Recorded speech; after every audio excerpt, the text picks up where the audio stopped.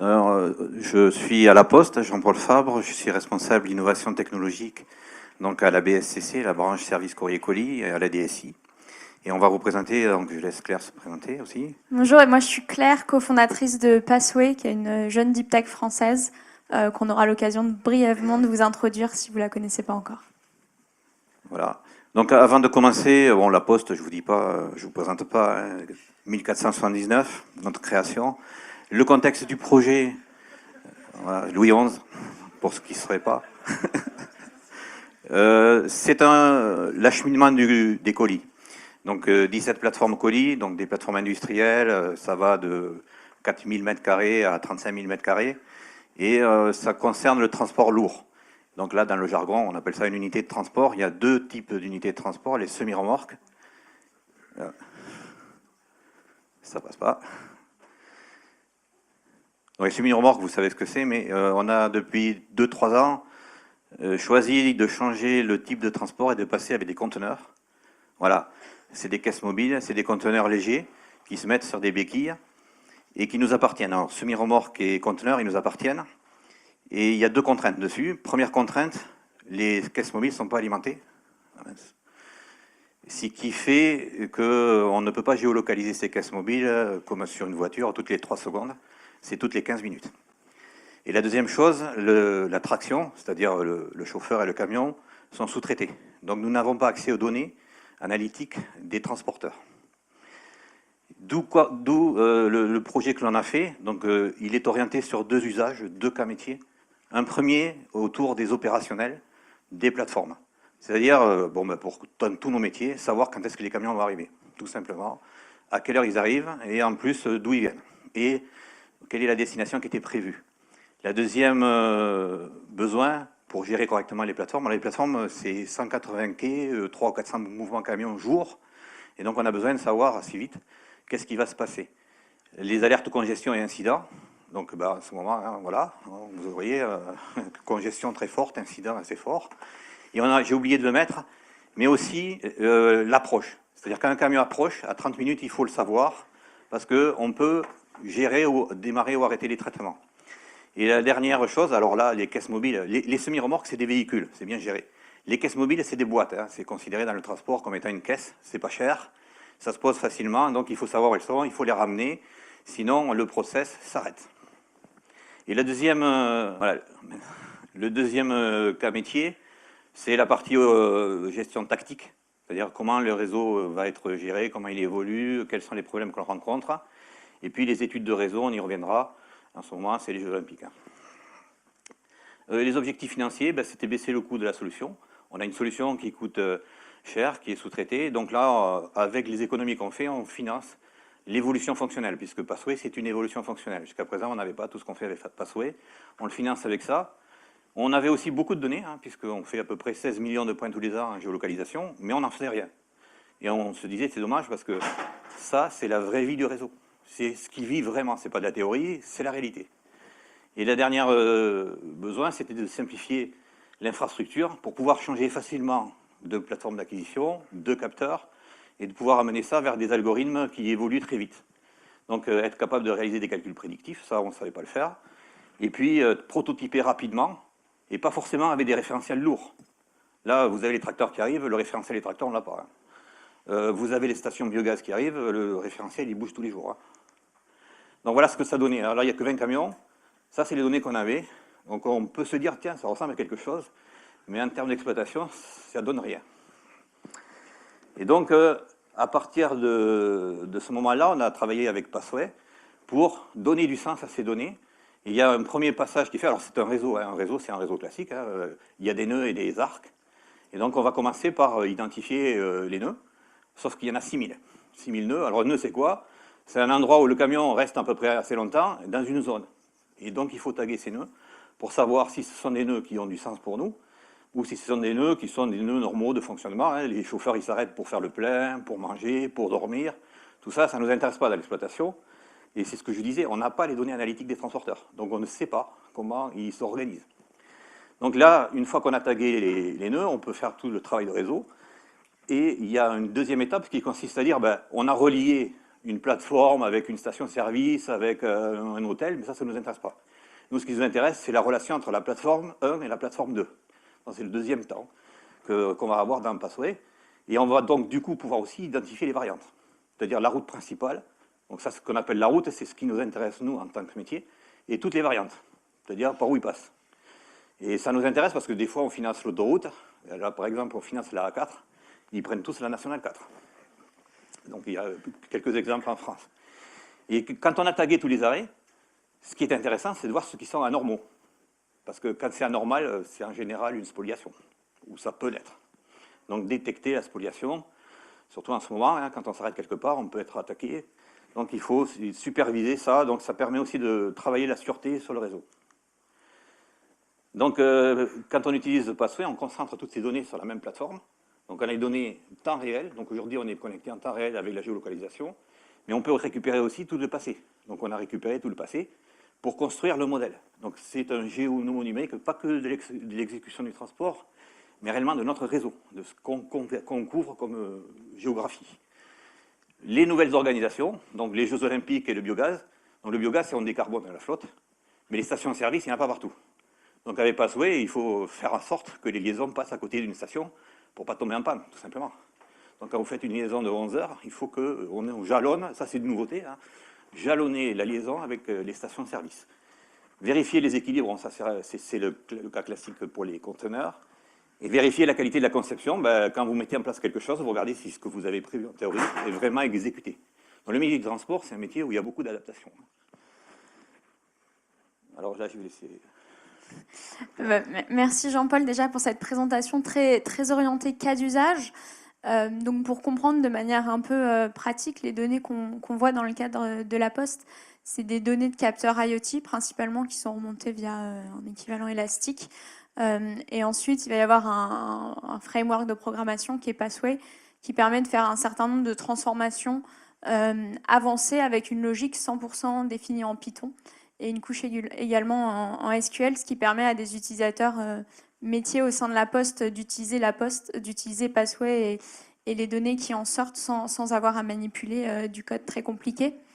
Et ça permet un certain nombre de choses. Ça va avoir on a de plus en plus de cas de LLM avec des données de déviation qui vont être fournies par exemple de manière textuelle pour les réintégrer sous forme de logique de code en temps réel pour pouvoir avoir l'information à jour. La détection d'anomalies avec des enjeux de sûreté sur le réseau La Poste, sans dire beaucoup plus, et des enjeux de simulation. Là, on a une simulation en temps réel avec les autoroutes bloquées, mais qui seront une solution plus compliquée l'été prochain pour vous amener vos colis dans Paris. Et je fais le pourquoi Passway, mais Jean-Paul en parlera mieux. Il y avait le fait que ce soit 100% Python par rapport à des frameworks. Nous, on est souvent vers Apache Flink, qui a été mentionné par Criteo ou Kafka Streams. Donc, on joue dans ce milieu-là. La facilité de prototyper avec des données temps réel. Juste avant, on parlait des Jupyter Notebook et pour les data scientists, de pouvoir manipuler des données temps réel directement depuis leur Jupyter. Et du coup, ça a des gains significatifs de productivité puisque vous n'avez pas exactement besoin des mêmes compétences dans vos équipes. Ça permet de se concentrer sur la logique, pas l'infrastructure, d'avoir des résultats qui sont fiables. Des transformations avancées où on est dans une logique où on a besoin de résultats entre quelques millisecondes et moins de 3 minutes. En tout cas, c'est là où on est le plus pertinent. Même si on vous permet de passer directement du batch au streaming en fonction des cas d'usage et du moment où vous êtes dans la journée pour vos besoins business. Et des enjeux de performance. Donc, on a une deep tech française. Le code est basé en Rust avec des performances supérieures à Flink et Kafka Streams, des benchmarks que vous pourrez retrouver sur le lien GitHub qui sera à la fin, que vous pouvez tester vous-même si vous aimez challenger les benchmarks des éditeurs. Oui, alors là, je vais vous présenter une carte. Je n'ai pas eu le droit de vous présenter l'organisation des Jeux Olympiques. Donc, on a superposé les fermetures avec le réseau. Donc, vous avez vu tout à l'heure, avec Passway, on a construit le réseau, on a le maillage sur l'Île-de-France et on a rajouté aussi l'intensité d'utilisation. Et donc, nos équipes travaillent avec Passway depuis le mois de juin et ils se servent maintenant des camions pour cartographier, en fait. C'est-à-dire que nos camions sont tracés, les camions sous-traités ne le sont pas. Et donc, il y avait des blancs dans la carte. Donc, ils ont utilisé Passway pour guider et aller... donc on peut, nous, facilement changer les unités de transport, hein, on pilote ça facilement. Et donc ils ont tout recartographié et on peut voir quels seront les impacts. Alors, un peu dur, mais en fait, les routes ne sont pas fermées, hein. Il y a des restrictions, il y a un peu de tout en fait, hein. Il y a des restrictions, il y a de la fermeture, il y a des horaires. C'est juste pour orienter les gens vers les points sensibles. Alors nous, on a beaucoup de plateformes ici. Donc là, c'est chaud. Par contre, les grosses plateformes, la plus grosse, elle est là, par là. Donc là, ça va. Donc on a une partie qui sera... Et en fait, ce qui va peut-être nous gêner le plus, c'est l'ouest, hein. C'est l'autoroute A12, en fait, finalement. Voilà. Donc ça, c'est le cas, le premier cas. Alors après, je vais vous montrer... Alors ça, c'est une vidéo, je ne sais pas comment on la lance, de vulgarisation qui a été faite pour expliquer aux opérationnels comment marchait le jumeau numérique.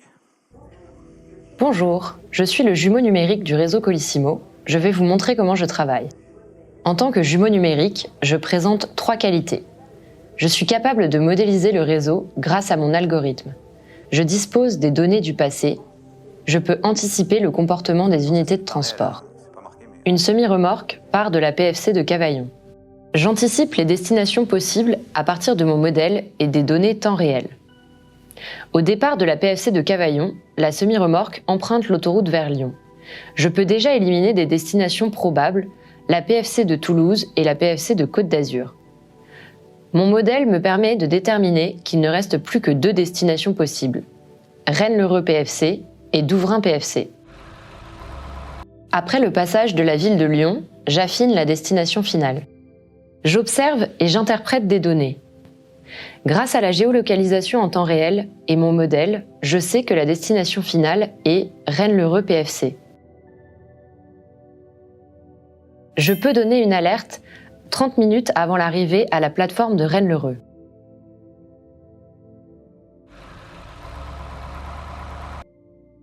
Super, la semi-remorque est arrivée à l'heure prévue par le jumeau numérique. Merci, je mets à jour mon modèle.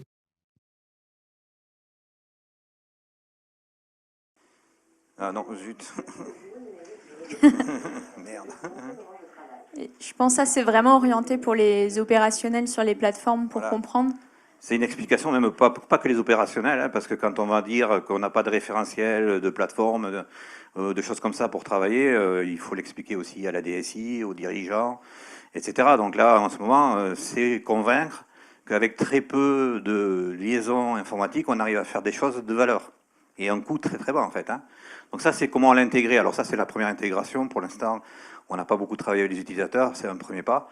On a intégré déjà à l'OSI. Et quelques résultats, vous voyez, pour expliquer aussi, à gauche, vous avez un camion qui est ici, là, avant Nevers. Le jumeau numérique a dit qu'il pouvait aller à Nevers ou à Clermont. Nevers, c'est une plateforme de distribution, il est 10 h du matin, personne n'attend le camion. Donc c'est pas la peine d'aller très précisément, ça sert à rien, puisque personne ne l'attend.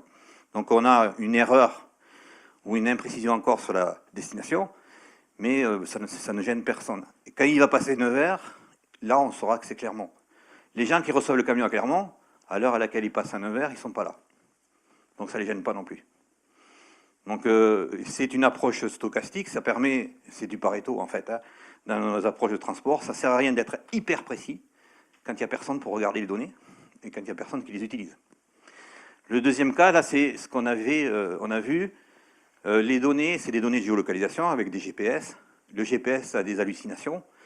Donc avec Passway, on va faire le polygone automatiquement en fonction de la qualité du GPS que l'on a.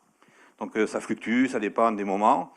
Et donc si vous faites que le pourtour de la propriété, vous allez avoir sortie, rentrée, alors que ça ne bouge pas. Surtout que nos plateformes sont en acier, hein, les bardages sont métalliques, donc le GPS il rebondit. Et donc ça c'est la vraie vie. Donc avec Passway, on sort le polygone qui donnera le moins d'erreurs et de faux positifs. Et le dernier point, souvent on vous dit ouais non mais il n'y a qu'à faire un cercle autour de la plateforme d'arrivée, avec le geofencing ça va marcher. Donc là vous avez une hallucination, vous donnez une alerte à l'arrivée, le camion n'est pas à une demi-heure, il est à plus d'1 heure. Donc si vous faites ça en exploitation, le système est mort. Vous leur dites que le camion est à une demi-heure, le gars l'attend au cas où il devrait fermer, il n'arrive pas, c'est fini, hein. Là, en vert, ça s'appelle de la téléportation chez Passway. Donc le jumeau numérique, il est capable de dire, tiens, ce camion, il va vraiment vite. D'un point à l'autre, et puis il revient. Voilà, ça c'est ce que fait le modèle aussi. Donc c'est un autre exemple d'utilisation du jumeau numérique.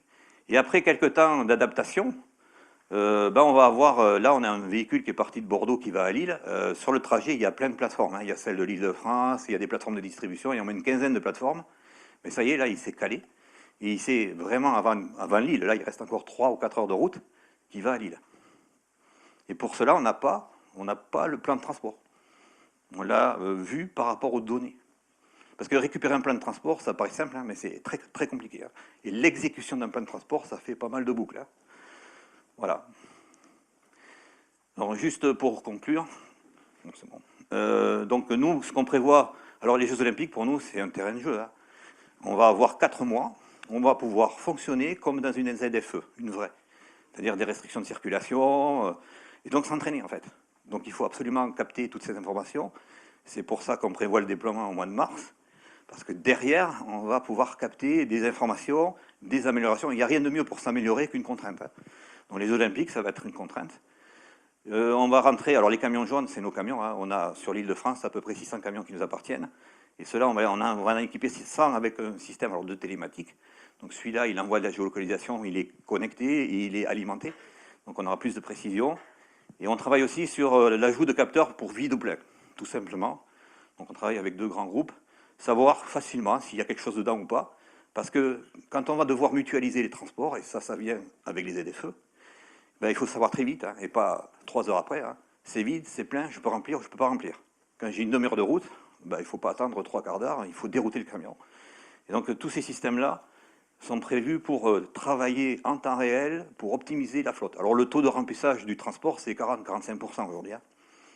Nos réseaux sont dissymétriques, hein, forcément, puisque vous avez les émetteurs qui sont comme Amazon, ils sont à Bretigny, et ils émettent sur toute la France. Le retour, il est souvent vide. Donc ça permet d'optimiser. Puis le dernier kilomètre, on est en train de travailler. Alors c'est pas sûr qu'on le fasse, mais on est en train de réfléchir avec le dernier kilomètre, la géolocalisation fine, et retrouver pareil tous les arrêts, toutes les habitudes. Parce que là, dans le dernier kilomètre, les référentiels, ils sont absolument faux. Un livreur, ça fait beaucoup de choses. Ça connaît les points, ça sait quand est-ce que les concierges sont là, ça sait plein de choses qui ne sont pas du tout dans les référentiels. Et même chez Amazon, j'ai eu des échanges avec eux, entre ce qui est prévu et ce qui est réalisé, il y a souvent des écarts. Donc le savoir, ça permet de coller à la réalité en fait. Merci. Et donc côté Passway, pas mal de choses sur la roadmap du coup plutôt produit. J'ai brièvement parlé de la possibilité d'avoir dans les Jupyter Notebook du temps réel plutôt à destination des personas data scientists, et ensuite de pouvoir passer le code directement en production. On a ensuite des sujets de synchronisation automatique des données pour des pipelines LLM temps réel. Donc nous on voit beaucoup de cas d'usage LLM avec des données temps réel sur du document search et au-delà. Des enjeux d'entraîner, faire du machine learning en temps réel.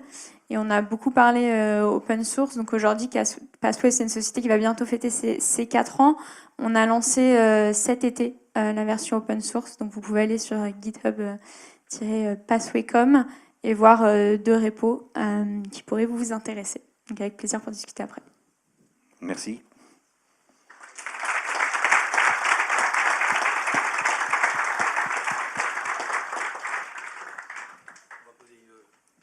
On a une petite question par là-bas.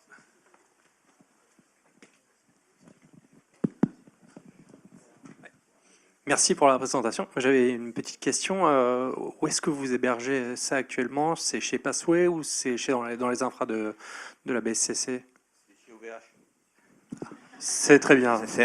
Voilà. Julien Bermudez, OVH Cloud. Voilà.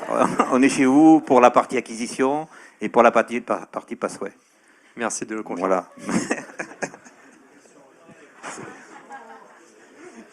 Je ne sais pas s'il y a une autre question là. Non? Alors moi j'ai une question. Comment s'est fait le mariage avec Passway? Parce que des technologies, il y en a beaucoup. Comment ça s'est fait? C'est quoi l'étincelle de départ? Au début, à la Poste, on a la Post Venture qui avait repéré Passway. Et donc, ils avaient une offre d'essai au départ. Et donc, au début, on n'avait que 20 capteurs en fait, dans la plateforme d'acquisition. On n'avait pas encore accès à la vieille infrastructure. Et donc on a essayé, et avec quelque chose de très mauvais en termes de capteurs, on avait ces résultats déjà qui étaient très probants. Puis après, bon, moi j'ai fait un appel d'offres classique. Hein. On est en contrat sur 3 ans avec un appel d'offres, un contrat normal, quoi. D'accord. Ils ont gagné l'appel d'offres. J'ai encore une question, sauf s'il y en a une dans le public. Ouais. Quelle est la part de, comment on dit ça, de hard coding, de coding pur, pour répondre à la logique métier, versus le prêt à l'usage offert par Passway? C'est quoi le... Ouais, donc en fait, on a l'offre principale qui est le framework de programmation, que chacun a la liberté de programmer comme il souhaite, à supposer qu'il y ait les équipes derrière. Et ensuite, spécifiquement sur les données géospatiales, aujourd'hui on travaille avec le groupe La Poste, avec le groupe Transdev, notamment parmi ceux qu'on peut citer, où on a des choses très spécifiques liées aux données géospatiales en temps réel, notamment les pipelines qui vont pouvoir permettre de traiter, automatiser et nettoyer les données pour qu'elles soient utilisables.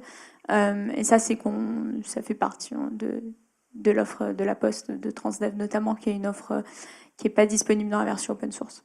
D'accord, merci. Bon, en tout cas, merci. Je ne sais pas on a le temps pour une dernière question. C'est 2 petites questions très rapides. Donc, pour Passway, peut-être juste, est-ce que vous avez déjà travaillé avec des acteurs du spatial? Nous discutons avec plusieurs acteurs du spatial. Il n'y a rien en déploiement encore. Mais... D'accord. Bon, c'est intéressant parce qu'effectivement, on a des problématiques de ce type-là. On en on peut discutera. échanger, voir Oui, si et c'est le même puis, acteur. Ouais, il y en a plein. Hein. C'est un truc qui explose. D'ailleurs, suivez le New Space. Vous allez voir, en fait, c'est l'Europe qui s'émancipe côté spatial des Américains. C'est pas mal. Et sinon, non, un autre sujet, plus pour La Poste, on discute justement sur les sujets de data hub autour de la réduction de l'impact carbone et notamment du sujet du retour à vide. Est-ce que vous avez commencé à réfléchir ensemble à cette problématique? Enfin, là, j'ai vu que dans l'IoT, à la fin, on allait remonter l'information sur le camion plein et le camion vide. Mais est-ce que c'est des problématiques sur lesquelles vous réfléchissez aujourd'hui? Alors oui, on a une équipe de chercheurs qui travaille sur l'Internet physique. Donc l'Internet physique, c'est l'Internet des véhicules ultra connectés. Pour optimiser, si vous voulez remplir un camion, là, il faut de la confiance en fait. Hein. On ne confie pas une marchandise si on ne sait pas où est le camion, si on ne sait pas tracer le camion, si on ne sait pas même comment c'est réparti dans les véhicules. C'est très difficile de faire l'affrètement. On a essayé, nous, à une époque. C'est assez difficile. Donc il faut vraiment outiller. C'est pour ça qu'on travaille un peu sur la caisse mobile connectée, parce que dans le futur, si on veut le faire, il faut qu'il y ait des outils temps réel. En fait, hein. Donc c'est des travaux de recherche là en ce moment. Hein. On n'est pas encore en train de le mettre en œuvre. Hein. Merci. Merci beaucoup à vous.